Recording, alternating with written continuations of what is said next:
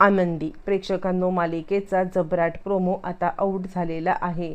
या सगळ्यामध्ये मात्र आपण पाहतोय की लगेचच या सगळ्यामध्ये एक गोष्ट घडलेली आहे, ती म्हणजे सगळं सत्य ज्या वेळेला समजलेलं आहे आणि त्यावेळेला मात्र आता इकडे स्वतः आनंदीने ठरवले काहीही झालं तरी या विद्याधरने हा आपल्याला म्हणजे त्रास देण्याचा मालक साहेबांना जो काही प्रयत्न केलाय तो प्रयत्न काहीही करून आपण आता हाणून पाडायचा आहे।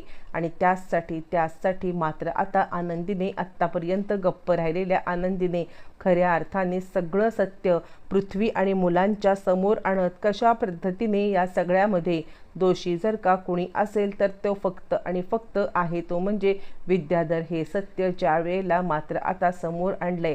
आणि त्याच वेळेला मात्र आता या तिघांनी पुढचा मागचा कोणताही विचार न करता अशा पद्धतीने विद्याधरला मात्र आता असं थोबाडलेलं आहे की त्यानंतर विद्याधरची बोलती बंद झाले।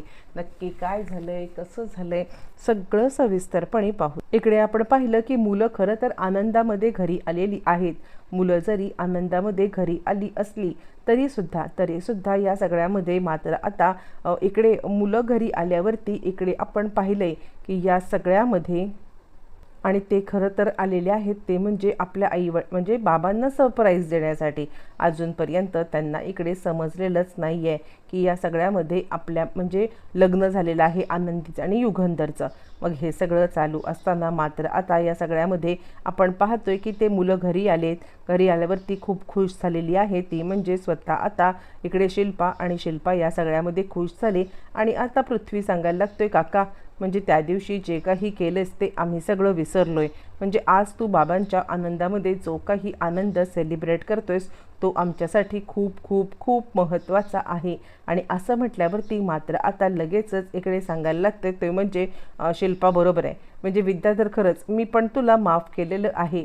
आता या सगळ्यामध्ये काही झालं तरी सुद्धा आता इकडे आपल्याला कोणत्याही प्रकारे करण्याची चिंता करण्याची गरज नाही आहे। बरं, तोपर्यंत हे सगळं चालू असताना मात्र आता विद्याधर आलेला आहे तो म्हणजे पृथ्वीकडे। आणि पृथ्वीकडे विद्याधर आल्यावरती मात्र आता तो पृथ्वीला सांगत आहे की म्हणजे पृथ्वी हे बघ, तुला असं वाटेल की मी परत तुझ्या बाबांच्या विरुद्ध तुझे कान भरत आहे, पण तसं काही नाही आहे। मला जे काही बोलायचं आहे ते आता तू या सगळ्यामध्ये समजून घे।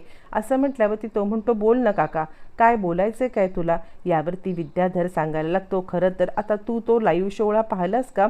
यावरती तो सांगतो नाही, म्हणजे खरं काय झालं माहिती आहे का, नेटवर्कचा प्रॉब्लेम होता आणि त्यामुळे लाईव्ह सोहळा मला काही पाहता आला नाही।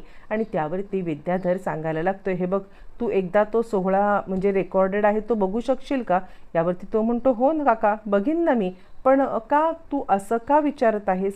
असं म्हटल्यावरती मात्र आता लगेचच सांगायला लागतो तो म्हणजे इकडे आता विद्याधर नाही, काही नाही आहे तसं, मला तसं काही म्हणायचं नाही, म्हणजे आता तू तो लाईव्ह शोला 100% पाहायला पाहिजे होतास। आणि त्यावरती तो म्हणतो काका पण तुला म्हणजे तू कशाबद्दल बोलतोयस? यावरती तो म्हणतो अरे त्या सोहळ्यामध्ये जे काही झालं ना ते सगळं आता खूपच भयंकर होतं।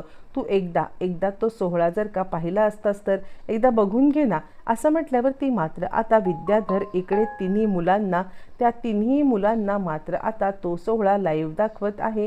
आणि ज्या वेळेला मात्र आता तो सोहळा लाईव्ह दाखवतोय आणि त्यावेळेला मात्र आता हे तिघही जण गडबडलेले आहेत, कारण जे काही समोर आता दृश्य चाललं आहे ते दृश्य मात्र आता इकडे जोपर्यंत पाहत आहे ते म्हणजे आनंदी त्याची बायको म्हणून गेलेली आहे तोपर्यंत इकडे आता शिल्पा म्हणते विद्याधर हे सगळं ठेवून दे, विद्याधर हे सगळं बाजूला कर, मी तुला सांगितलं होतं मुलांच्या समोर आता सत्य यायला नको।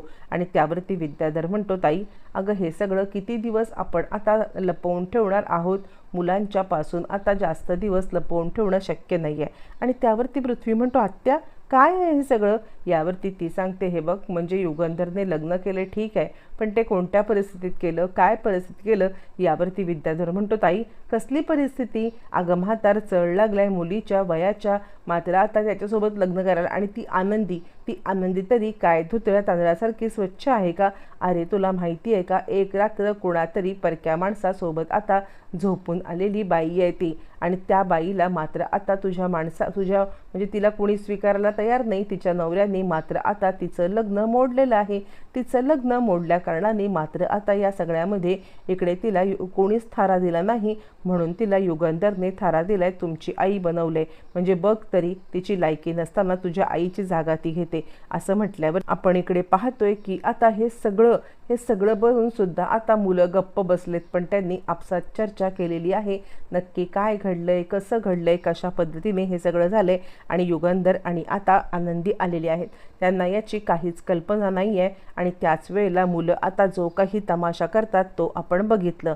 मुलांनी या तमाशामध्ये मात्र आता इकडे पृथ्वी सांगायला लागतो, वा म्हणजे आम्हाला अंधारात ठेवून आता जे काही केलं ते एकदम योग्यच होतं नाही का मिताली, अगं दे की ह्यांना सरप्राईज। यावरती मिताली मात्र ते फोटो काढते आणि युगंधर खुश झालाय। फोटो बघून जरी युगंधर खुश झाला असला तरी सुद्धा त्याला या सगळ्यामध्ये कळायला काहीच मार्ग नाही आहे की हे सगळं काय होतंय। आणि त्याच वेळेला तो म्हणतो काय चाललंय काय, आणि त्यावरती मुलांनी ज्या वेळेला सांगितले की तुम्ही आमची फसवणूक केली, आनंदी म्हणते फसवणूक, कसली फसवणूक, कशाबद्दल बोलताय तुम्ही। यावरती तो सांगतो, आनंदी तू तर नाही बोलशील तरच बरं आहे, आम्हाला तुझ्याशी काही बोलायची बिलकुल आता गरज नाही आहे। मुळातच या सगळ्यामध्ये मात्र आता तू सगळ्यात दोषी आहेस। त्यावरती मात्र आता युगंधर म्हणाला, तो खबरदार जर का आता आनंदीला एक शब्द मात्र आता बोललात तरी। आणि त्यावरती मुलं आता सांगायला लागतात, बरोबर आहे, आम्ही आनंदीला काही बोलणार नाही आहोत, पण तुम्ही जे काही वागलात ते मात्र पूर्णपणे चुकीचं आहे, हे पण तितकंच खरं आहे असं म्हटल्यावरती मात्र आता इकडे ते सांगायला लागतात, म्हणजे आता तुम्हाला लग्न करायचं होतं तर एखाद्या घरंदाज बाईसोबत लग्न करायचं होतं। ही बाई जी आता लग्नाच्या आधी दुसरं कोणाच्या सोबत एक रात्र घालवून आणले तिच्यासोबत लग्न केलं तुम्ही, म्हणजे आमच्या आईचा दर्जा इतका खालवलात की आता आमच्या आईची जागा घेणाऱ्या बाईला इथे तुम्ही घेऊन आलात, कितपर्यंत हे सगळं योग्य आहे असं म्हणत मात्र आता इकडे सगळे चिडलेले असताना त्याच वेळेला मिताली म्हणते, तुम्ही आमच्या आईला आता इकडे या सगळ्या म्हणजे या बाईच्या समोर आता तुलना केलीत। यावरती युगंधर चिडतोय, खबरदार, तुम्हाला जे काही बोलायचे ते मला बोला, पण आता आनंदीला जर का काही बोललात तर गाठ माझ्याशी आहे। यावरती मात्र आता मिताली म्हणते, काय बोलायचं कुणाला, जर का आमचे वडीलच या सगळ्यामध्ये निघालेत खोटारडे तर आता आम्ही दुसरं कोणाकडून काय अपेक्षा करणार असं म्हणत सगळे फोटो जाळल्यावरती मात्र आता इकडे आनंदी पेटून उठले। आणि आनंदी सांगते, 1 मिनिट पृथ्वी, काय बोलतोयस तू, एक रात्र आता मी कुठे होते, काय होते याच्याबद्दल तुला आता कुणी सांगितलं, तुला आता विद्याधर काकाने तुझ्या सांगितलं असेल ना, पण त्याच विद्याधर काकाला आता तू एक गोष्ट विचार की या सगळ्यामध्ये त्या रात्री तो कुठे होता असं म्हटल्यावरती पृथ्वी म्हणतो, हे बघा, मला उगाचच या सगळ्या बोलण्यामध्ये गोल अडकवू नकोस आनंदी, आत्तापर्यंत तू जे काही केलंस ना ते फक्त आम्हाला अडकवण्याचंच काम केलंस, म्हणजे आता गोड तू बोलून इकडे फक्त आणि फक्त आमची दिशाभूल करण्याचं तू काम केलेलं आहेस असं तो आनंदीला म्हणायला लागलाय। त्यावरती मात्र आता आनंदीकडे सांगायला लागते, नाही, मी कुणालाही दिशाभूल करण्यासाठी काहीही बोललेले नाहीये, मला फक्त इतकंच सांगायचं आहे की तुझ्या विद्याधर काकाला विचार की त्या रात्री मला पळवणारं कोण होतं, म्हणजे आता काहीही झालं तरी मालक साहेब मी गप्प बसणार नाहीये। मुळातच या सगळ्यामध्ये त्या रात्री मला आता पळवणारी व्यक्ती दुसरी तिसरी कुणीही नाहीये, तर ती व्यक्ती होती ते म्हणजे विद्याधर मालक। त्यांनी मला पळवून आता त्यांनी इकडे मला हे केलं, मालक साहेबांनी माझा